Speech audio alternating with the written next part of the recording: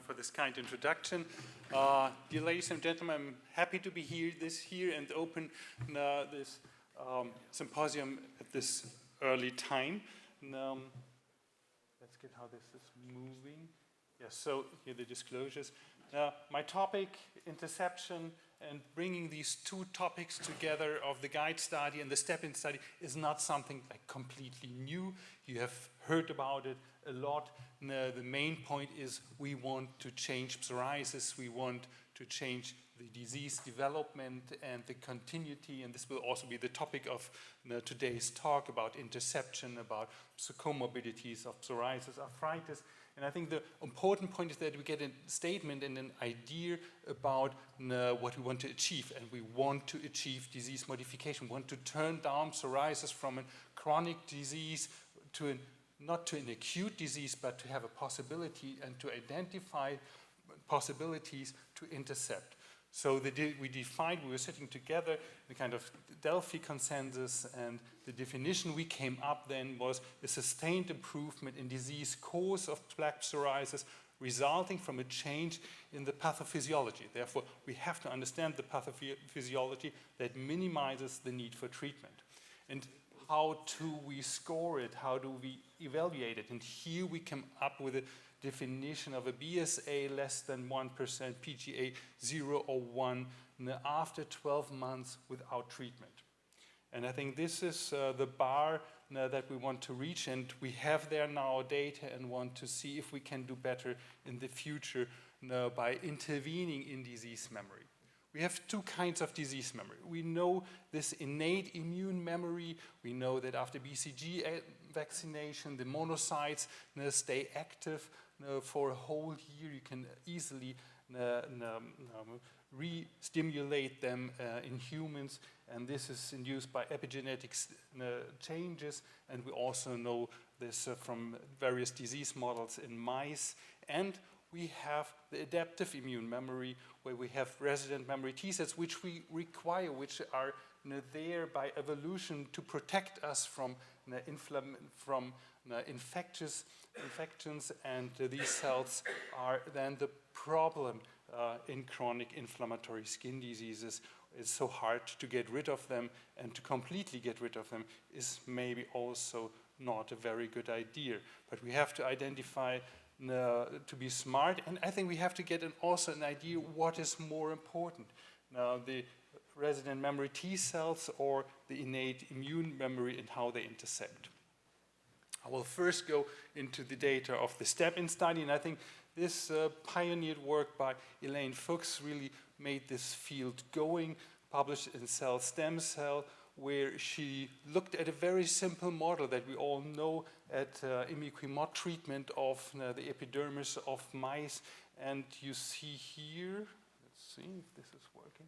You see here the usual treatment, and you see the mouse skin is inflamed in the beginning, but then it looks very normal again. But there are different or interesting changes in the methylation, and this is shown here. You have here a scar driven by STAT3, FOS, and June. So you have still open reading sites at the DNA, which then is causing this memory function, and an additional later on challenge of the skin then induces a much stronger response. And I think this is like the prototypic example of innate immune memory. Here, just brief picture of the step-in study. 80 patients were taking part in the secukinumab arm and in the narrowband UVB arm. The primary endpoint was to look at the PASI 90 response, but I think the important data we know were gained from week 16 and week 52, where skin biopsies were done, separately looked at the epidermis and the whole skin, and looked for these epigenetic changes if they can be reduced. And this is this picture that we've all seen before. Here, let me guide you briefly through this. We have the chronic samples here, the new onset samples here. We have the epidermis, and here we have the full thickness skin. here you have significantly down or upregulated methylation sites here.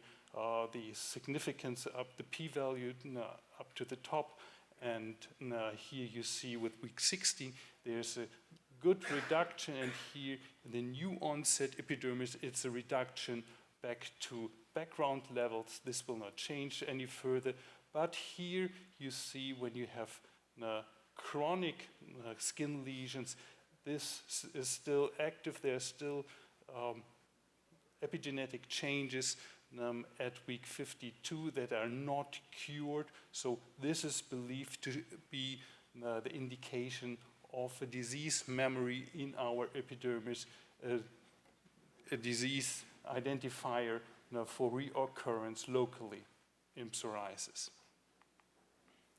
Johan gave an interesting talk already on the data more specific now on this methylation data. I saw it and I was not there, but I could easily read it on the internet by YouTube. And although overall these CPGs are similar between the patients with the early onset and the late onset, there was an interesting difference, and I think we need to go now into the details where here a normalization of the patients with the early onset of treatment is reduced here, and these are different methylated transcription factor like P1 in contrast to the patients that had the late onset. They were also then reduced, but here there were AP1, FOS, and June transcription factors. So there are differences. We have to start from here now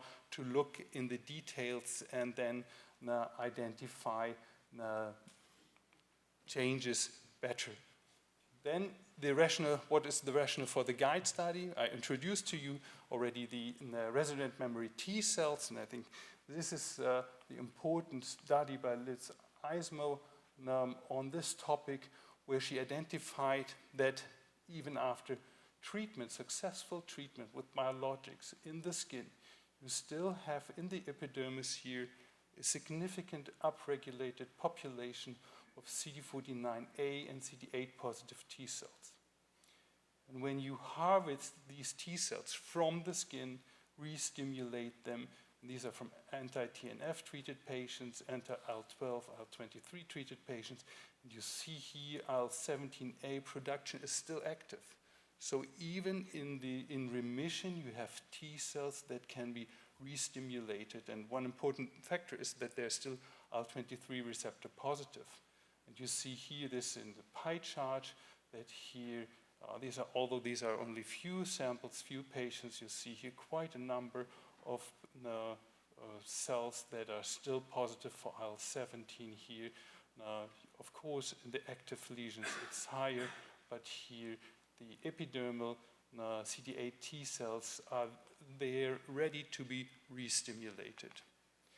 And a second point, an important point for the GUIDE study, was the idea maybe there is the possibility to change something in the immune system. And that is, these few patients that after withdrawal from the treatment are still in remission, and we have similar data from risankizumab in the phase 1 study where high doses of risankizumab were given, and it was surprising how long this action lasted. And when they looked at the patients that were doing quite well here, still remaining in remission, it was clear that here, PASI 90 at week 48, that these patients were not younger in their age, but younger in their psoriasis, which then prompted the GUIDE study, where I took also part in, where this is a large study with 880 people, and here for the first time 40% of the patients that were enrolled had a psoriasis history of less than 2 years, equal or less than 2 years. In the first part it was looked, hey, do they respond better, and they have this non-responder, this super responder idea where the patients are clear of disease at week 20 and week 28. In part 2 it was, look, maybe we can give the drug less often. And the important part here, part 3, is where patients were taken off the drug and it was followed up who is doing better. And the GUIDE study is also all about biomarkers, and I will go into this here. So first part, the results are very clear. The patient with a short disease duration reached PASI 0 much earlier, and the percentage is higher. So short disease duration means patients, although they have the same weight, the same age, the same severity of the disease, here the response is much better. And what was interesting to see that the CD8 positive T resident memory cells I was talking about, that these normalize in the patients with a short disease duration much earlier. So here already at week 4, it is similar to the non-lesional skin. There's no significant difference anymore. And in the patient with the long disease duration, this takes more time. And this was also true for the patient that responded very well, but I think it's particularly interesting here that the long disease duration means it's harder here to control these resident memory T cells. And this is the result of the part 3, where the patient were taken off the drug, and then it was looked who is doing better. And you see here the patients with a short disease duration, there in the mean, it takes 398 days for them to then again develop psoriasis, and this was much shorter in the patient with a long disease duration. So the idea is, with reducing the resident memory T cells, we can achieve here something for the good of the patient. We can change the immune response. And here, the GUIDE study was about a lot of biomarkers, and how can we identify, how can we monitor patients. Here we have the predictor of super response and drug-free disease control. And it was interesting to see that here the patients that did not so well during the time of drug withdrawal had already here increased titers of IL-17F, and then here by O-link, which markers are important. We have here the clinical data in blue, so disease duration was important for surviving long in remission, and the BMI a little bit, weight you see here is not so important. And then other factors came up, I think, which need to be studied. Fibroblast growth factor 19, something only reported for the liver. This is a myeloid marker. Now we have to really go more and deeper into these data and do additional studies for its better understanding. So now it is to be answered how to target memory immune responses. The wonderful responses with CAR T cell therapy in lupus, I think, bring us to the idea that maybe if we block really the adaptive immune system, maybe the innate immune response is not the driver. And I think in psoriasis we are still far away from this. The bispecific T-cell engager therapy would be cheaper and more easier to handle, but we have to identify the specificity of the T cells. This we still don't know conclusively. In psoriasis there are different proposals, but we are far away from targeting these T cells. I think this would be the keystone for the future. I think then an important point is to stimulate also the regulatory T cells. With RESPECT, there are treatments, and for atopic dermatitis it works quite nice, where we stimulate, on the other hand, the counter-regulation. We have to see if epigenetic therapy is on the road. And we also have to think how we can enhance the resilience of the immune system, how everything we, on the other hand, study, and we'll talk about this also today, impact of lifestyle modification, changes something in our immune system that will be of help. And here one more slide from the GUIDE study, which I found particularly interesting, because I'm a fan of regulatory T cells also, here it is interesting to see that in the patients that responded very well. Now this is independent of long-term disease or short-term disease. So in the patient that responded well, what is the main observation here? And it is, I think, very fascinating to see that these patients in the non-lesional skin have already a higher number of IL-10 producing T cells. And this is also in the lesional skin, and this stays significant over time. So there may be lifestyle factors or whatever that makes some people more susceptible to a good therapy and drives a good therapeutic response than in others. And maybe here we can try to also develop ideas how to change this to start in an immune system where, for example, there's more regulation and more counter-regulation of the disease possible. And of course, what we don't want is patients like this here with a severe psoriasis, later an obese patient, later developing psoriasis arthritis, where we almost tried everything we had and didn't get this patient into continuous remission. And we would like to start like here in a patient with a short disease duration, where we stopped the therapy and then he was for more than a year on the PASI of 4, and maybe in those patients we later on can just give the drug on demand. So in summary, disease modification means overcoming disease memory. Innate immune memory is driven by methylation changes. Disease memory is driven by resident memory T cells, and we have to intercept early to allow for disease modification.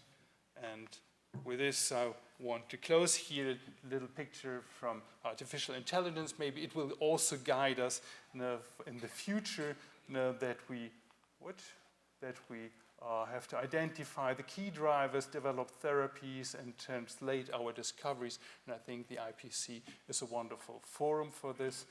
And with this, I want to say some greetings from Heidelberg, the place where we will host the ESDR. I hope some of you are coming there, and the deadline for the abstracts is gone already, but please come to Heidelberg. Thank you for your attention.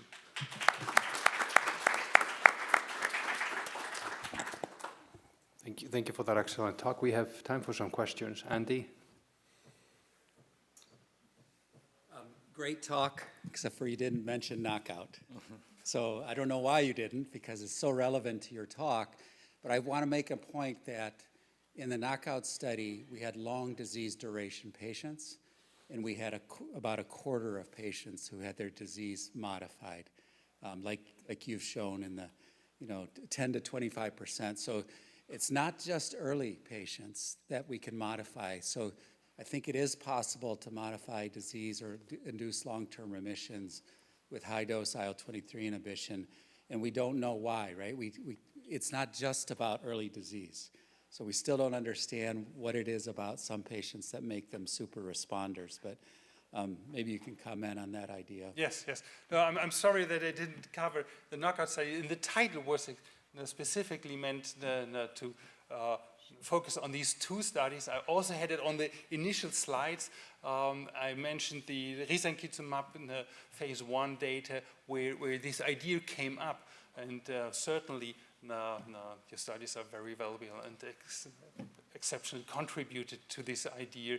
And I'm sure that this IL-23 inhibitor, either use the one or the other, do this job, and it just underlines the role of IL-23. Thank you for your comment. I completely agree with Andy's comment. Joel Gelfand from Penn, it was a really nice talk and a really important topic.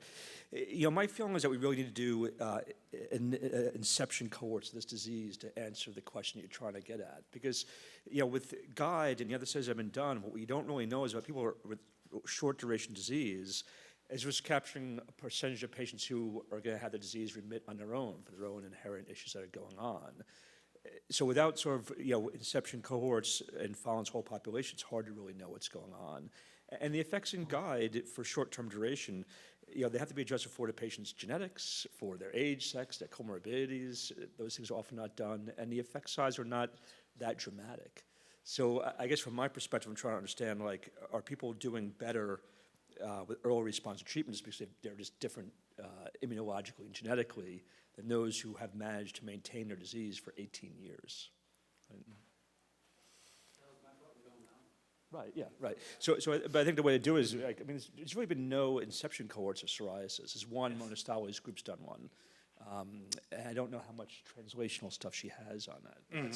So I think for our scientific community, I think we should really think about, like, can we create a network where we find people when their disease just started? So we can start doing biopsies, do spatial work, and try to understand how the disease establishes itself and how it maintains itself in some patients, because some patients it clearly gets better on its own. It's kind of, we look at these at psoriasis always as like one patient cohort, and we really have to identify since when is this psoriasis so severe? Why do people have just few lesions? Is it that they have counter-regulatory effects that are controlling the psoriasis? Or what happens if these are taken away? I think, yes, we have to understand this better. And we have to learn. Right, but it's a great model, right? Because the tissue is accessible. Like, you couldn't do this with rheumatoid arthritis, for example. So I think there's a lot of scientific opportunity here. Yes. That's your talk. Thank you very much. Okay, well, thank you very much.